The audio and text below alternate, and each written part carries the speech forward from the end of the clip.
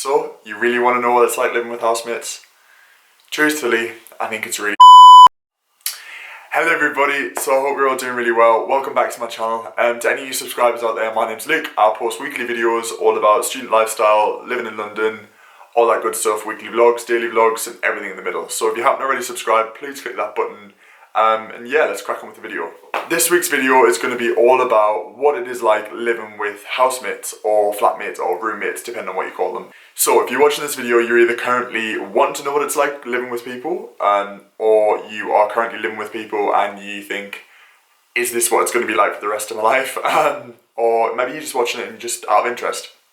So hopefully I can maybe clear some of the clouds around what it's like living with people, because I've found it, let's just say, difficult. Quick disclaimer before I do get right into the video.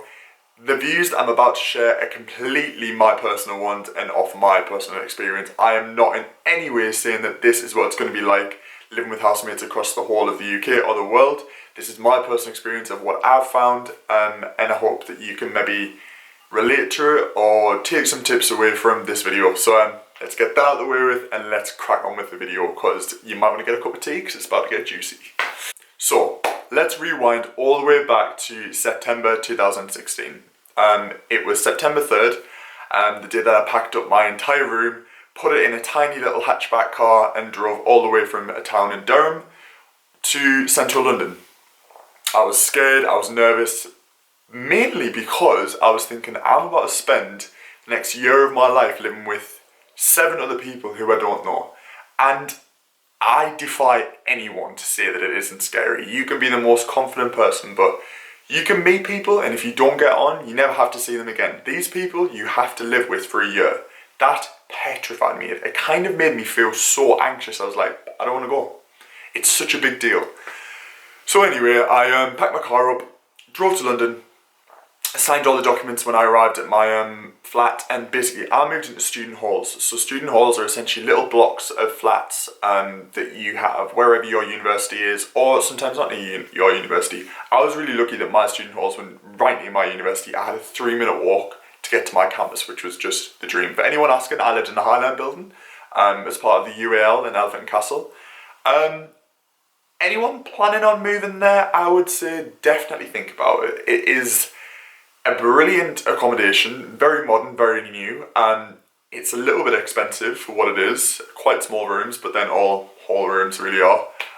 Brilliant if you go to uni in Elephant and Castle, but the whole area, if you're not used to London and you have this idea of London being these white Kensington houses and you're going to be in Covent Garden and swanning around the piazza and loving life, it's not like that. South London can be a little bit tricky, a little bit rough around the edges, but it's cool. It is cool. I've learned to love South London. It was a little bit like, oh my god, what is going on at first, but then, yeah. So anyway, totally digressed.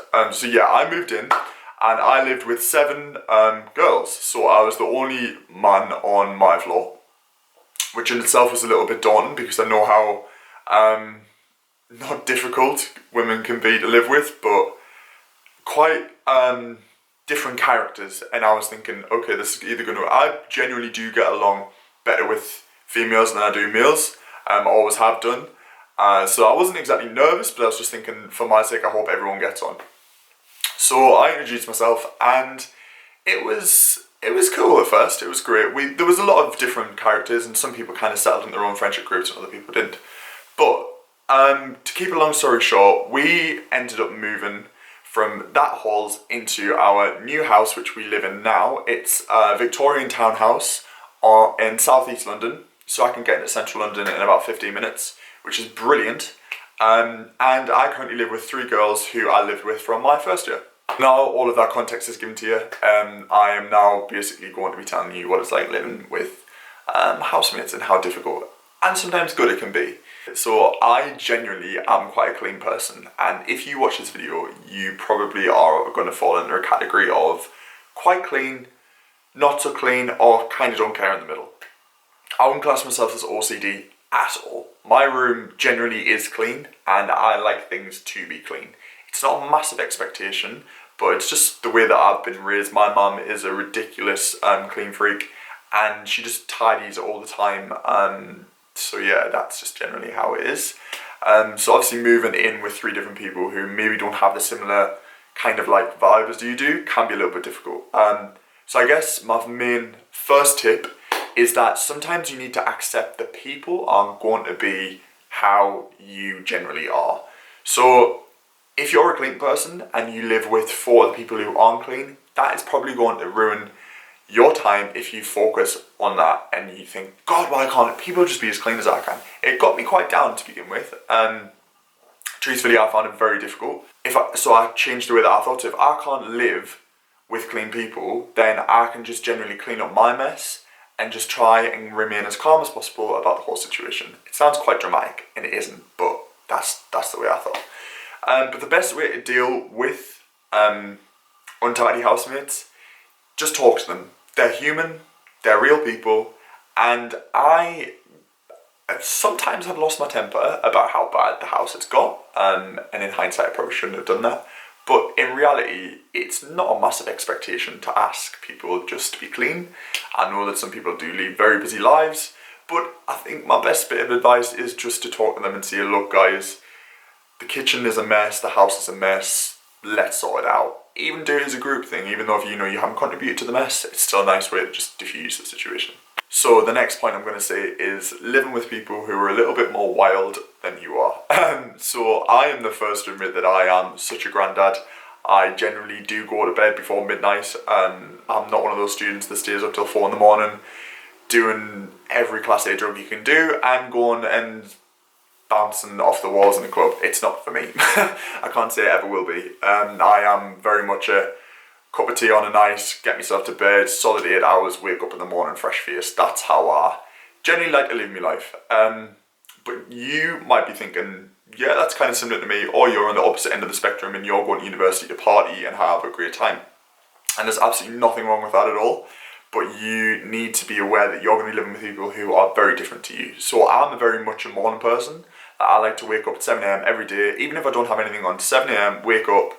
I've got my routine now where I make my bed, have a shower, have some breakfast, and I'm ready to do whatever the day throws at me by 8 a.m, generally speaking, give or take an hour or two. And I live with people who aren't necessarily like that. They're kind of like slow risers, so they'll wake up at like midday 1. That's their choice. But again, that might affect you. You might be needing to be surrounded by people who are like very much get up and go. Or sometimes it's nice to just have a balance between the two. But I would say if you are choosing your housemates, not that anyone really does have a choice. I guess you have a choice in second year. Basically just try and find people who are similar to you and have similar kind of like values and they have similar interests. Because I feel like for the sake of your sanity, it's probably going to be the best for you.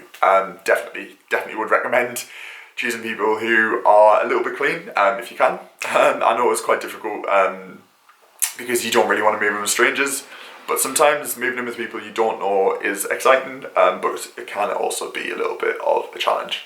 So my next tip would be, if you can't beat them, join them. I'm not going to lie, we've had some difficulties as a house, and it's been challenging, to put it lightly. But generally speaking, if you can't adapt to their lifestyle or their lifestyle can't adapt to you, then just accept it and just be you. You know, if you're clean, then you're clean. You wash your dishes, you clean the surface after you, cook. And that's generally just how it goes. And if they don't reciprocate that, then you just need to accept it. But I went through the mindset of like, well, if they're not going to be clean, I'm not going to be clean. And that's not the way to do it at all. I just can't not recommend that enough. It just adds to the fire and it probably will make you more angry. So I would definitely recommend just staying calm and just, you know what, relax. It is. If you're finding it really difficult to be in your house, then get out.